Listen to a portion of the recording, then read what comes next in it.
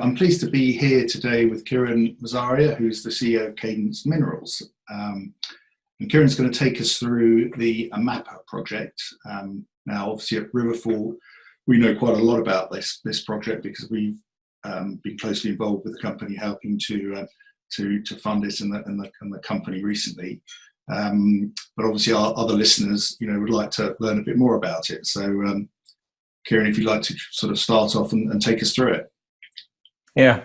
Hi, Nicholas. It's a pleasure to speak to you. So you're absolutely right. RiverFort has been involved with this project and helping funding it throughout the process. We originally had a loan note, a very standard loan note, along with a couple of other partners with RiverFort.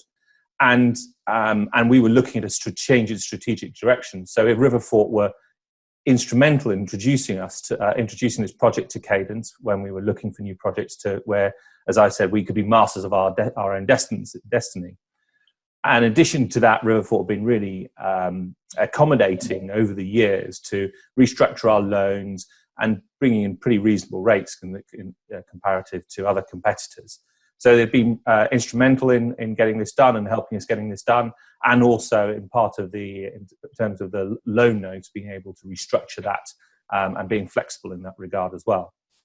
So tell us a bit about the project. Yeah, so if those that don't know, the Cadence AMAPA iron ore project was a project that we started to get involved in and certainly doing our due diligence in September 2018. And we did a lot of work on the due diligence, finally entered into a joint venture agreement in the middle of last year. And since then, it's been all guns a-blazing in terms of getting this project up and running. Now, the AMAPA iron ore project is a substantial sort of mid-tier iron ore producing project. It was, what I've got here is the next slide is a bit of a brief of all of our assets. And you can see that all of our assets are in what we'll call the pre-feasibility study. So mitigating the risk of exploration development. And you can see with the AMAPA project there, that is in the pre-feasibility study. And I certainly see the AMAPA project, in my view, coming to fruition and production prior to the rest of those assets that we've got investments in. So what is the AMAPA project? Well, it's a fairly old project. In fact, it was discovered in the 1990s. It started exploring exporting ore in 2013, after which, and it slowly expanded its production to around 6 million tonne per annum of iron ore, high-grade iron ore, 65% Fe. Now, it's important, it was run by Anglo American.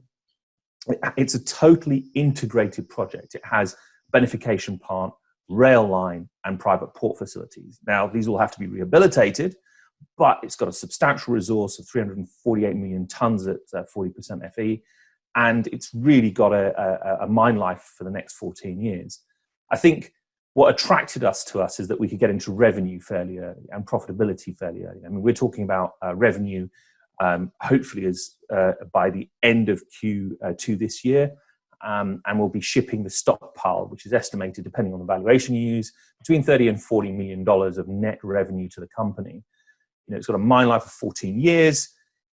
The EBITDA estimated by the company that we're investing into is around 136 million per annum, and it really has just a rehabilitation, so the capex is not that much. So for us, this is an excellent asset, and we also know its cost structure. We also know and understand that during its Anglo days, 70% of it was valued around 462 million or 600 million fully valued, and that was an unimpaired value when iron ore prices were going down. So there is an incredible potential of a low-risk asset to invest in, and the way that we've structured it is that we invest on key targets being met. So our first investment is $2.5 million, and that will only occur once we've hit the majority of the milestones, but effectively once we get the bank's secured creditors to agree to the package. Then we have a further $3.5 million to invest, but that will only occur once all the licenses are granted, and that will take us to 27%. So at that 27%, the plan is to have a company that an investment has a pre-feasibility study completed or a scoping study completed. It has all its licenses to operate it. It's already shipping iron ore, and really it's then just about getting the capital to rehabilitate the asset. So Ken, it sounds like you've structured the investment in such a way to really sort of mitigate all the risks that are often associated with these types of projects. Mm-hmm. Yes. So, I mean, I think the main thing we have to look at with all of these type of any mineral resource projects in our view, in very simplistic forms, there are three types of risks. You have, in essence, a technical risk, the first one, which in this case is, well, typically a technical risk is, have you got the ore there? How long is it going to take to discover it? You know, you're always waiting on drill data. In this case, we already have a resource. We know that it was mined economically, so we know there's a potential of a reserve there. Then you have the risk of a regulatory risk. Now, that's, you know, the second point there. Now, the regulatory risk we've mitigated by we only invest our money, or our next tranche, our 3.5 million, if all the regulatory permits are granted. So we've mitigated that risk in our investment structure. And you then have the capital risk, which is, of course, to build a project of this size, of an integrated mine, port, and railway, you're talking upwards of $600 million. Now, that has already been invested, so that capital risk is taken out, but we still have to rehabilitate it. But this project has a great asset to it in the fact that it has its stockpile, and that stockpile reduces the eventual capital required from the market, either predominantly, which will be done by debt. So we've mitigated the capital. I think we've completely or substantially mitigated the technical, and through our structure, we've mitigated the sort of regulatory risk. So we've mitigated the risk, and you can see there in that next Amapa asset, you can see there the various parts of the infrastructure that's there and the location where it is. So I think, I've gone over this already. We've talked about the 14-year mine life. We've talked about the strip ratio, the resources. It's all there for everyone to see. And I think it's important for everyone to understand also, in terms of operating cost, we're talking around the US dollars, $21 per ton. Now, this was drafted in August last year. Now, Real has weakened, so that probably will go down a bit further in terms of the OPEX cost per ton. And at the moment, shipping rates for Handymax vessels from Amapa to Qingdao are sitting around the $27 per ton. So when you look at that 21 plus 27, you're talking $48 per ton. And of course, you've got an iron ore price of 65 at 90. At 62 at 90. So there's a substantial margin at the moment there. The product's well known. It was bought and has been bought by people like Glencore and other consumers. So there's a well-known set of producers there or consumers there. So I think it's important for people to understand timelines. I mean, we've talked about the acquisition structure beforehand, when we're going to get our 27, what we've achieved. So you've achieved in 2019, we've achieved the judicial review plan done, submission of JR, judicial approval done. We've invested, we put out $2.5 million in escrow done. We recently, we also got one of the preconditions met, which was effectively the railway license done. We recently got a court order to get the start commencement shipment, which should start at the end of Q2, beginning of Q3. And then you can see that in H2, we'll get the last set of preconditions met, we believe, with the banks at the end of Q2, beginning of Q3 again, and that will get us our 20% and 20% of the asset.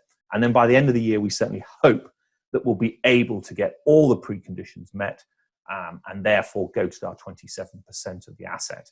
And as I said, we would then have an asset that's exporting iron ore, has all the licenses, and will be in the throes of completing its commissioning, in the throes of carrying out its commissioning study.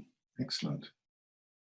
So I mean, I think that's a pretty accurate timeline in the short term. And in the long term, you can see where we're going there. We're talking about production at the end of 2022 in terms of our production, and the timelines we set there it's an estimate at this moment. It's all obviously conditional on everything coming into place. But at this moment, our estimate is that by the end of 22, we'll be in production from new material. But of course, from Q2, all the way until that point, we'll be shipping iron ore from the stockpiles. Excellent. And how do you generally, how do you see the outlook for iron ore going forward, particularly against the background of COVID-19? Well, I think this asset, I think, is hitting the timing of just about right. In sense that certainly for our stockpile, shipping rates are fairly low at the moment.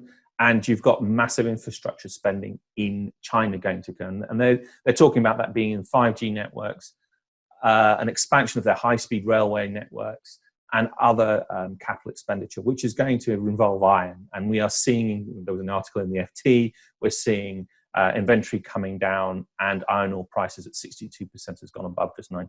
So I can see from China, with the stimulus as they've come out of COVID, that we're going to see a very strong iron ore price, and certainly at these prices, hopefully better. And that is, these prices are hugely economic for the project. So I'm positive about commodities in general, actually, over the next year or two. Excellent. And how do you see this sort of project, creating value, and that value coming back to Cadence? Yeah, I mean, I think no doubt everyone will see we're talking about getting 27% and then a first right of refusal to get a 49% of this project, and we are an investment company. So to us, the way that we've structured this, we've got management involvement on a day-to-day basis. So I can see value coming back to us. So we are in part, alongside with our JV partners, we are the managers of this project. And I can see value coming to Cadence through its 27% equity. And if we decide to go 49% stake in the asset over the life of mine. And I think that's going to we're going to start seeing, one would hope, value in our share price as we achieve these goals.